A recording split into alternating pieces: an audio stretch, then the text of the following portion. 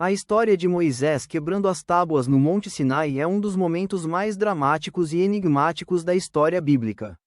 Imagine a cena. Moisés acabara de passar 40 dias e 40 noites na montanha em comunhão direta com Deus. Ele desce carregando 2 tábuas de pedra inscritas pelo próprio dedo de Deus, os objetos mais sagrados já criados, contendo a lei divina destinada a guiar a humanidade para sempre. Contudo, momentos após retornar ao seu povo, Moisés vê o bezerro de ouro e, num acesso de fúria justa, atira essas tábuas insubstituíveis ao chão, despedaçando-as. Esse ato levanta questões profundas que ecoam há milênios. Por que Moisés destruiria algo tão sagrado? O que o levou a quebrar objetos que representavam a comunicação direta de Deus com a humanidade? E, talvez o mais intrigante, as primeiras tábuas eram idênticas ao segundo conjunto que Moisés esculpiu posteriormente, ou continham algo diferente, algo que se perdeu na história quando se quebraram na base da montanha. O relato bíblico. O que realmente aconteceu? Para entender este mistério, devemos primeiro examinar o que a Bíblia realmente nos conta. O livro do Êxodo fornece nosso relato principal, embora a história apareça em formas ligeiramente diferentes em vários livros bíblicos, cada um adicionando camadas à nossa compreensão. Segundo Êxodo capítulo 32, Moisés estivera no Monte Sinai por um período prolongado.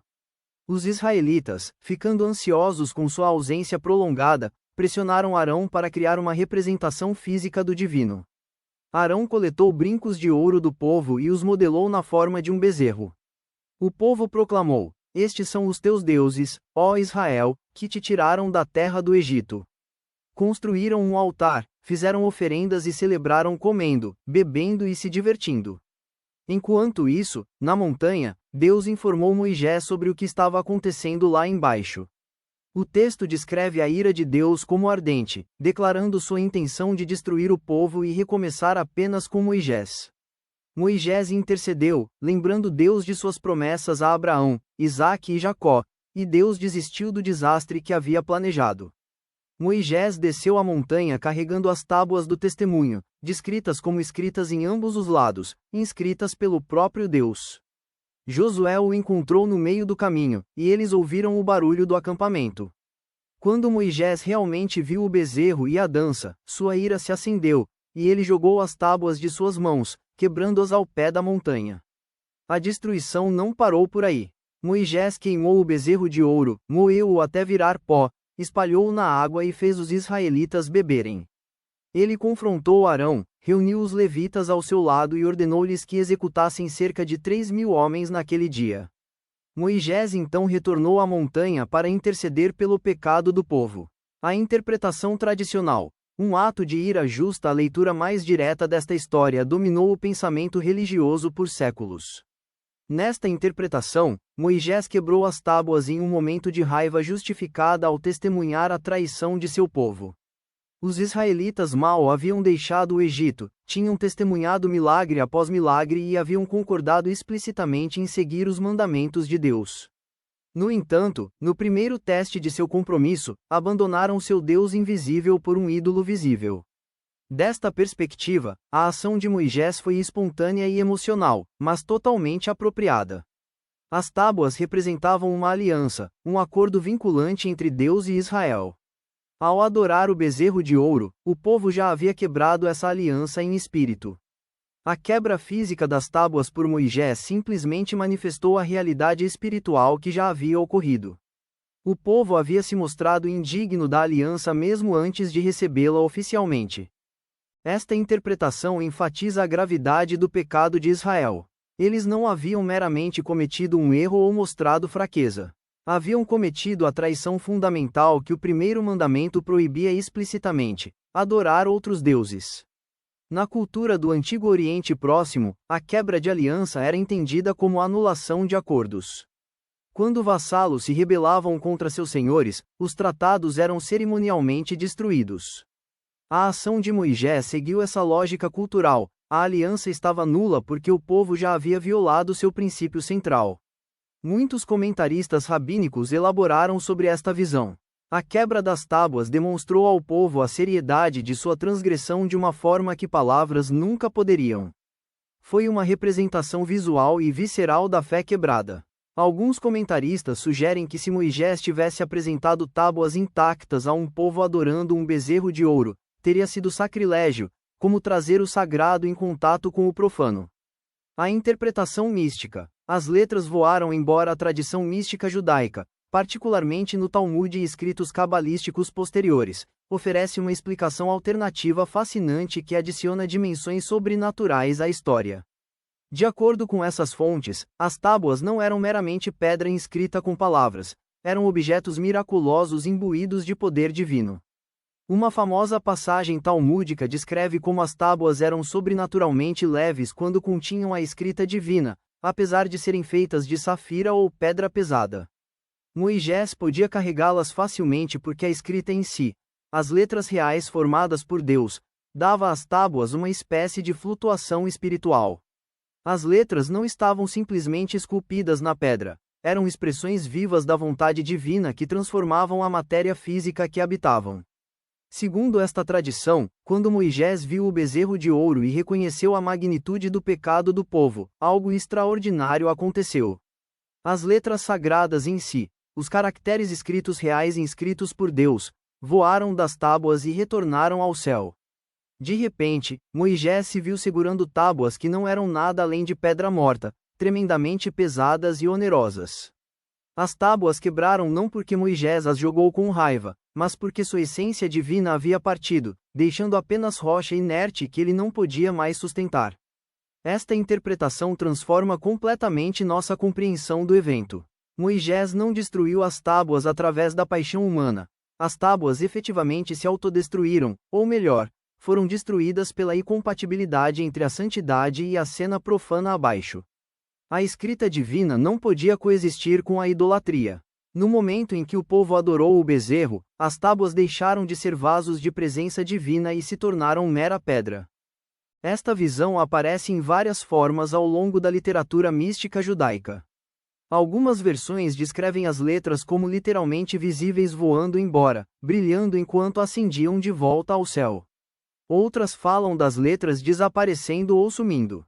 O princípio subjacente permanece o mesmo. A santidade das tábuas era condicional à fidelidade do povo, e quando essa fidelidade foi quebrada, a santidade não pôde permanecer.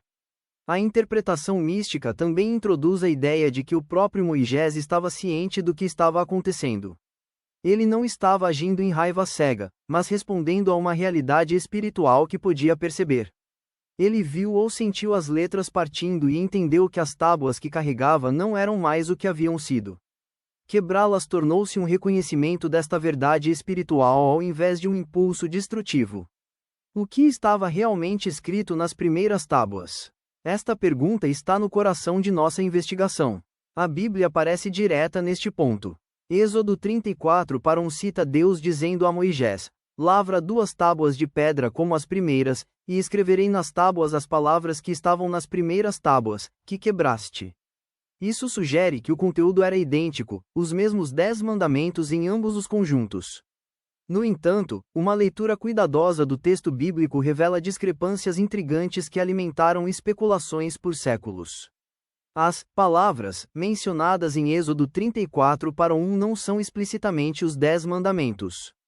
Quando comparamos os 10 mandamentos como tradicionalmente conhecidos, encontrados em Êxodo 20 e Deuteronômio 5, com o que Deus realmente diz a Moisés para escrever nas segundas tábuas em Êxodo 34:11-26, o conteúdo parece significativamente diferente.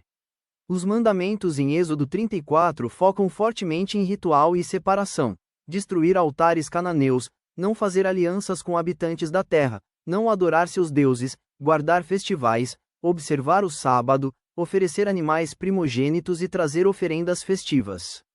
Embora haja sobreposição com os 10 mandamentos familiares, a ênfase e o conteúdo específico diferem notavelmente.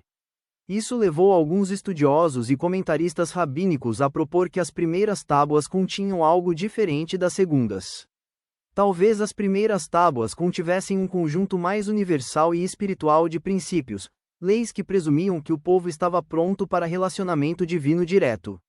As segundas tábuas, criadas após o incidente do bezerro de ouro, poderiam conter leis mais práticas e focadas em rituais, apropriadas para um povo que havia demonstrado precisar de expressões mais concretas e físicas de fé.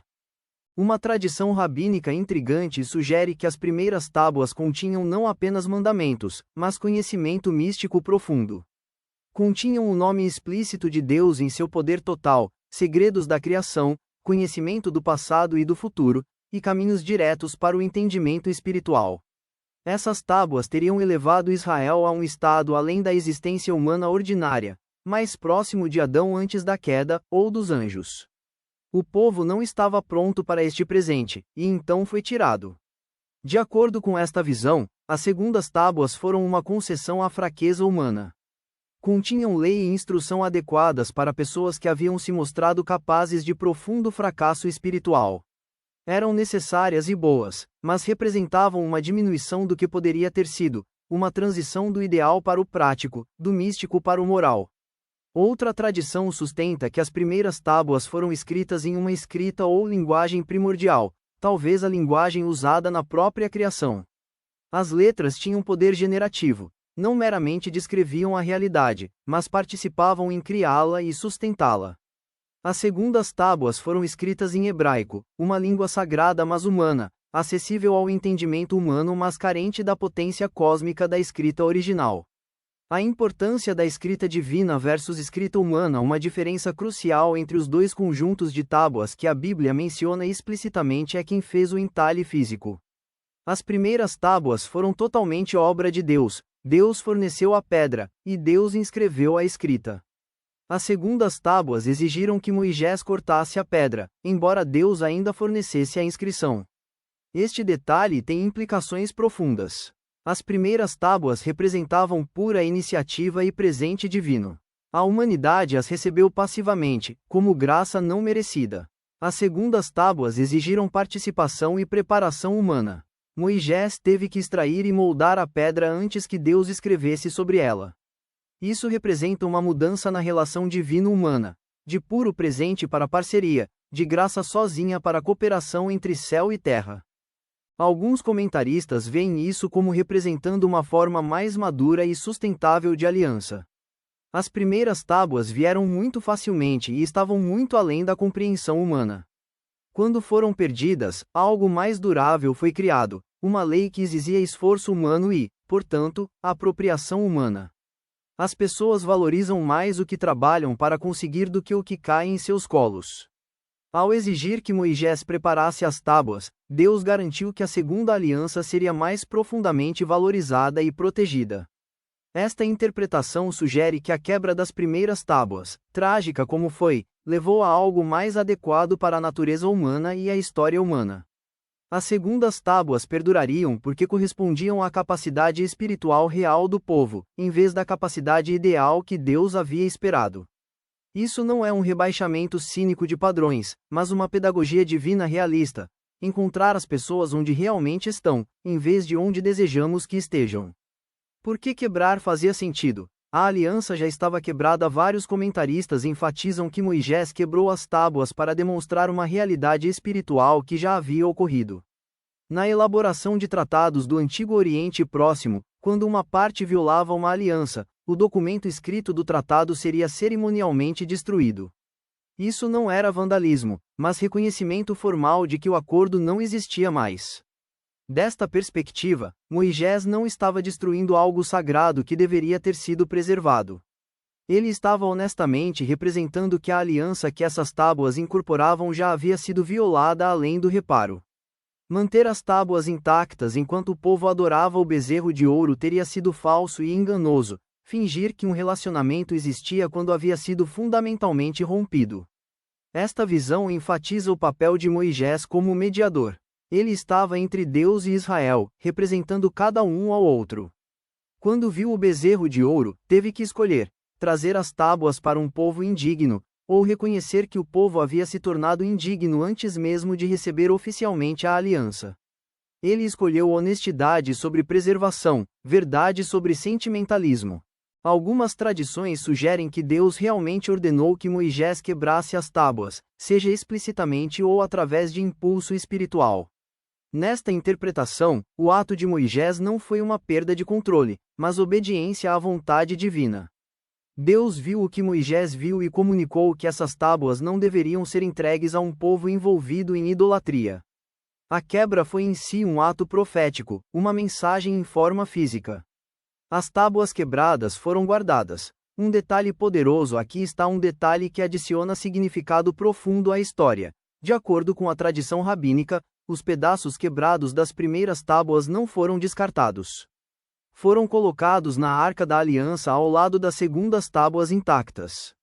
Ambos os conjuntos, o quebrado e o inteiro, viajaram com Israel através do deserto e para a terra prometida. Esta tradição aparece no Talmud e gerou extenso comentário sobre sua importância. Por que preservar tábuas quebradas? Que propósito poderia servir pedra despedaçada?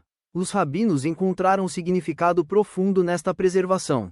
As tábuas quebradas representavam fracasso, pecado e potencial perdido. No entanto, foram mantidas no objeto mais sagrado que Israel possuía, no espaço mais sagrado do tabernáculo. Isso comunicava que mesmo nosso quebrantamento, nossos fracassos e nossos sonhos despedaçados têm lugar no espaço sagrado. Deus não valoriza apenas nossos sucessos e realizações intactas. Nossas quebras e fracassos são parte de nossa história e dignas de lembrança. Esta tradição também sugeria que estudiosos e professores que haviam esquecido seu aprendizado, ou que haviam sofrido contratempos em sua jornada espiritual, ainda deveriam ser honrados e respeitados. Como as tábuas quebradas na arca, eles retinham sua santidade mesmo no quebrantamento. Suas realizações anteriores e lutas atuais mereciam reconhecimento e cuidado da comunidade. Em um nível mais profundo, manter ambos os conjuntos de tábuas reconhecia a complexidade da história da aliança de Israel. A história não começou com as segundas tábuas como se as primeiras nunca tivessem existido. A quebra foi parte da história, uma parte crucial e formativa. Esquecê-la seria entender mal a natureza do relacionamento entre Deus e Israel. Esse relacionamento incluiu fracasso, arrependimento e renovação. As tábuas quebradas testemunhavam essa verdade completa, em vez de uma versão higienizada que fingia que nunca houve um bezerro de ouro. Moisés como o protótipo da ira justa. Muitos comentaristas focam no estado emocional de Moisés e no que sua ação revela sobre a ira justa. Moisés é descrito em toda a narrativa bíblica como o homem mais humilde da terra, mas aqui ele explode em fúria. Como reconciliamos essas caracterizações? A resposta, de acordo com muitos intérpretes, é que a ira de Moisés não era sobre ele, era sobre a honra de Deus e o bem-estar do povo. Ele não estava ofendido pessoalmente, estava devastado pela traição do divino. Sua raiva era pura porque era totalmente altruísta. Ele não tinha nada pessoal a ganhar com a obediência do povo e não estava insultado pelo fracasso deles. Sua fúria veio de ver pessoas que amava se destruindo e desonrando o Deus que as havia libertado. Este tipo de raiva, feroz, focada e enraizada no amor em vez do ego, às vezes é chamada de indignação justa. É a raiva que leva alguém a virar mesas em um templo sendo usado indevidamente para lucro, ou a falar verdades duras quando o conforto seria mais fácil. É raiva que serve à justiça e proteção em vez de vindicação pessoal. A quebra das tábuas por Moisés, vista através desta lente, foi um ato de clareza moral em vez de perda de controle. Ele viu a situação com perfeita precisão e respondeu proporcionalmente. A aliança havia sido quebrada. As tábuas deviam ser quebradas. O povo precisava ver, física e dramaticamente, o que haviam feito. Palavras teriam sido abstratas demais. Precisavam de um profeta disposto a destruir os objetos mais preciosos da existência para fazê-los entender. No entanto, mesmo em sua raiva, Moisés permaneceu seu defensor. Depois de quebrar as tábuas e lidar com a crise imediata, ele retornou a Deus para interceder pelo povo. Sua raiva ardeu quente mas breve. Seu amor por Israel foi a constante. As tábuas podiam ser quebradas, mas seu compromisso com o povo não. O que as segundas tábuas nos ensinam sobre restauração? A história não termina com a quebra, continua com restauração. Depois da crise, depois do julgamento, depois do arrependimento, Deus diz a Moisés para preparar novas tábuas. Esta segunda chance revela verdades importantes sobre graça divina e possibilidade humana. Primeiro, Deus estava disposto a continuar o relacionamento apesar da profunda traição. A aliança podia ser renovada. Isso estabeleceu um padrão que definiria toda a história de Israel: pecado, julgamento, arrependimento e restauração. O incidente do bezerro de ouro tornou-se o protótipo para todos os ciclos subsequentes de infidelidade e retorno. Segundo, a restauração exigiu participação humana. Moisés teve que cortar a pedra. Isso ensina que graça divina e responsabilidade humana trabalham juntas. Deus não faz tudo por nós, mesmo na redenção. Devemos nos preparar, tomar passos concretos e investir nosso próprio esforço. A pedra que Moisés cortou representava seu trabalho, seu investimento na aliança renovada. Terceiro, o que foi restaurado era tanto o mesmo quanto diferente do que foi perdido. O mesmo conteúdo essencial, os mandamentos fundamentais, apareceu em ambos os conjuntos de tábuas. No entanto, a maneira de criação diferiu, e possivelmente a redação específica ou conteúdo adicional variou. Isso reflete como a restauração frequentemente funciona na vida humana. Não podemos simplesmente retornar ao Éden, não podemos recriar perfeitamente o que foi perdido. Mas podemos construir algo novo que honra o que veio antes enquanto se adapta à realidade presente. As segundas tábuas careciam de algumas das qualidades milagrosas atribuídas às primeiras. Eram pedra cortada por humanos em vez de safira divina, escritas em linguagem humana em vez de escrita primordial. No entanto, também eram mais duráveis, mais adequadas para mãos e corações humanos reais. Podiam ser entendidas, ensinadas, convividas e vividas. Sua própria acessibilidade as tornava mais úteis, mesmo se menos espetaculares. Lições sobre santidade e natureza humana. Todo o episódio ensina lições profundas sobre a relação entre santidade divina e capacidade humana. As primeiras tábuas, em algumas interpretações, representavam um ideal que excedia a capacidade humana naquele momento da história.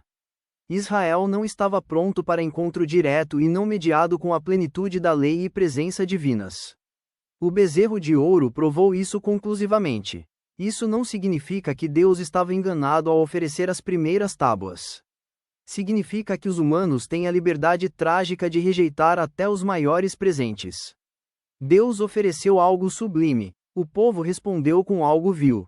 A incompatibilidade não estava no julgamento de Deus, mas na escolha humana. As segundas tábuas, então, representavam a acomodação divina às limitações humanas, não como derrota, mas como pedagogia. Um bom professor encontra os alunos onde estão, não onde o professor deseja que estejam. Deus essencialmente disse: vocês não estão prontos para a união mística direta? Aqui estão leis que podem seguir, rituais que podem realizar, uma estrutura que podem entender e viver dentro dela. Isso não foi contentar-se com menos, foi sabedoria sobre desenvolvimento espiritual sustentável. Este padrão aparece ao longo da história religiosa. Tradições místicas frequentemente falam de múltiplos níveis de entendimento, com formas externas para iniciantes e significados internos para os avançados. As segundas tábuas podem representar a forma externa, valiosa, verdadeira e necessária, mesmo que não contenha os mistérios mais profundos que as primeiras tábuas continham. As primeiras tábuas no pensamento judaico posterior à tradição judaica pós-bíblica continuou a elaborar sobre o que poderia ter sido escrito nas primeiras tábuas. Alguns textos místicos sugerem que continham a interpretação esotérica completa da Torá, todos os significados ocultos, todas as dimensões místicas dos mandamentos, tudo que posteriormente exigiria séculos de estudo e comentário para parcialmente recuperar. De acordo com esta visão, se Israel tivesse recebido as primeiras tábuas, não haveria necessidade de Torá oral, nem necessidade de interpretação rabínica, nem necessidade de estudo e debate contínuos. Tudo seria imediatamente claro, diretamente acessível. Mas porque as primeiras tábuas foram quebradas, a Torá escrita tornou-se um texto exigindo interpretação. A quebra das tábuas criou a necessidade de tradição rabínica, de engajamento contínuo com o texto, do desenvolvimento da lei e pensamento judaicos através dos séculos. Paradoxalmente, isso significa que a quebra das tábuas, embora trágica, enriqueceu a tradição judaica. Criou espaço para intelecto humano, criatividade e relacionamento contínuo com o texto. Uma revelação perfeita e completa poderia ter sido muito acabada, muito fechada. As tábuas quebradas e o segundo conjunto que a substituiu deixaram espaço para o povo judeu participar na compreensão e aplicação da lei divina. Cada geração podia engajar a Torá de novo, encontrando significado e aplicação frescos. Alguns cabalistas foram além, sugerindo que as primeiras tábuas continham nomes impronunciáveis de Deus, combinações de letras tão poderosas que falá-las poderia remodelar a realidade. Esses nomes tinham que ser escondidos, o mundo não estava pronto para aquele grau de poder em mãos humanas. As segundas tábuas continham mandamentos acessíveis que melhoravam o comportamento humano sem arriscar perturbação cósmica. Interpretações cristãs, tipologia e graça. Intérpretes cristãos tradicionalmente leram esta história através de sua própria estrutura teológica, frequentemente vendo-a como prefiguração de temas cristãos posteriores. As primeiras tábuas, sendo totalmente obra de Deus, representam a lei dada sem graça, perfeita mas impossível para humanos caídos guardarem. A quebra dessas tábuas representa o fracasso da justiça baseada em lei. Os humanos não podem guardar lei divina perfeita, não importa quão claramente escrita. As segundas tábuas, exigindo que Moisés cortasse a pedra enquanto Deus fornecia a inscrição, representam uma cooperação entre divino e humano, uma prefiguração da encarnação onde naturezas divina e humana se unem. Nesta leitura, as segundas tábuas são realmente superiores apesar de serem menos milagrosas em sua criação, porque representam relacionamento sustentável em vez de demanda impossível. Os escritos de Paulo no Novo Testamento sobre a antiga aliança sendo como letras escritas em pedra, enquanto a nova aliança é escrita em corações humanos, ressoa com esta história. As tábuas de pedra, sejam primeiras ou segundas, permanecem externas, mandamentos que devem ser aprendidos e seguidos através de esforço. A nova aliança, no entendimento cristão, internaliza a lei através da presença do Espírito Santo. Alguns comentaristas cristãos sugerem que as primeiras tábuas representam a aliança no Sinai, sagrada mas incapaz de salvar, enquanto as segundas tábuas representam uma acomodação graciosa que aponta adiante para Cristo. A quebra das primeiras tábuas demonstra a inadequação da lei sozinha. A provisão das segundas tábuas mostra a misericórdia de Deus e disposição de continuar o relacionamento apesar do fracasso humano. Perspectivas arqueológicas e históricas. De uma perspectiva histórico-crítica, estudiosos notaram paralelos entre a história da quebra de tábuas e tradições de tratados do Antigo Oriente Próximo. Tratados vassalos em contextos hititas e assírios eram escritos em tábuas e armazenados em templos. Quando tratados eram quebrados, as tábuas seriam ritualmente destruídas. Este contexto cultural sugere que a narrativa bíblica reflete práticas diplomáticas reais do mundo antigo. A ação de Moisés teria sido imediatamente compreendida por audiências antigas como uma declaração formal de que a aliança havia sido anulada. Isso não foi destruição emocional, mas procedimento legal tornado físico. Alguns estudiosos também notam que a Bíblia contém múltiplas versões dos 10 mandamentos, e os mandamentos listados em Êxodo 34, após a quebra das primeiras tábuas, diferem daqueles em Êxodo 20 e Deuteronômio 5. Isso levou a teorias sobre múltiplas tradições textuais sendo tecidas juntas, ou sobre diferentes versões dos mandamentos existindo no antigo Israel. Em vez de perguntar qual versão é original, esses estudiosos estudam como as diferentes versões funcionaram em diferentes comunidades e contextos. A versão de Êxodo 34, com sua ênfase em festivais agrícolas e pureza ritual, pode refletir as preocupações de uma comunidade agrícola estabelecida. A versão de Êxodo 20, com seus princípios éticos mais universais, pode refletir uma comunidade diferente ou um desenvolvimento teológico posterior. Desta perspectiva, a pergunta, o que estava realmente escrito nas primeiras tábuas, torna-se menos sobre descobrir um texto perdido e mais sobre entender como o antigo Israel entendia a lei divina, a aliança e o relacionamento entre Deus e as pessoas. Dimensões psicológicas e simbólicas. Intérpretes modernos também exploraram as dimensões psicológicas e simbólicas da quebra de tábuas.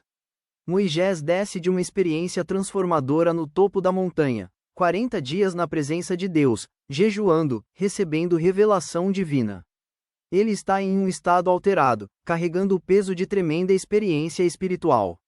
Então ele encontra a realidade brutal da fraqueza e infidelidade humanas.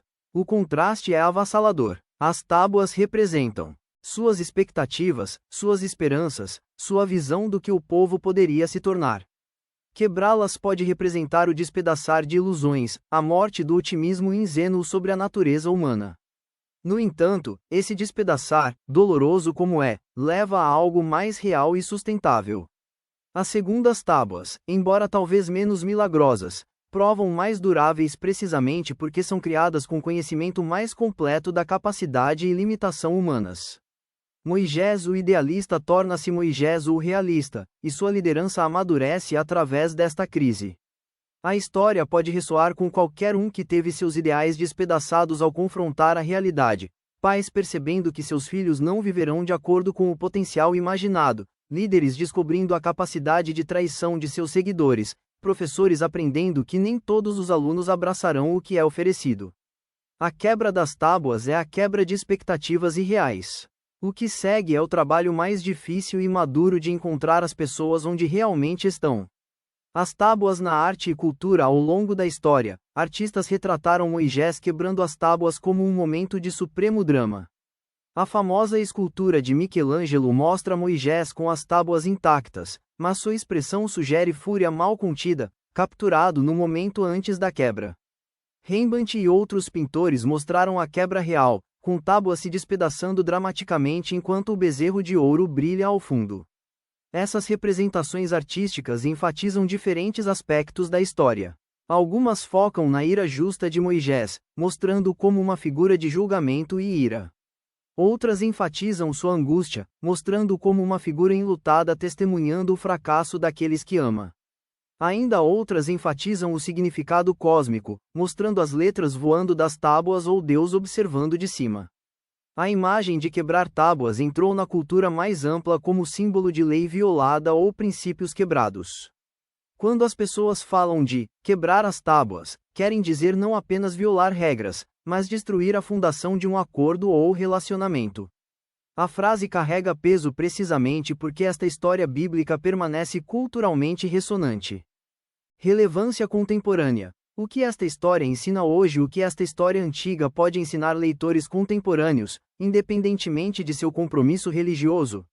Vários temas emergem que falam à experiência humana universal. Primeiro, há a relação entre o ideal e o real.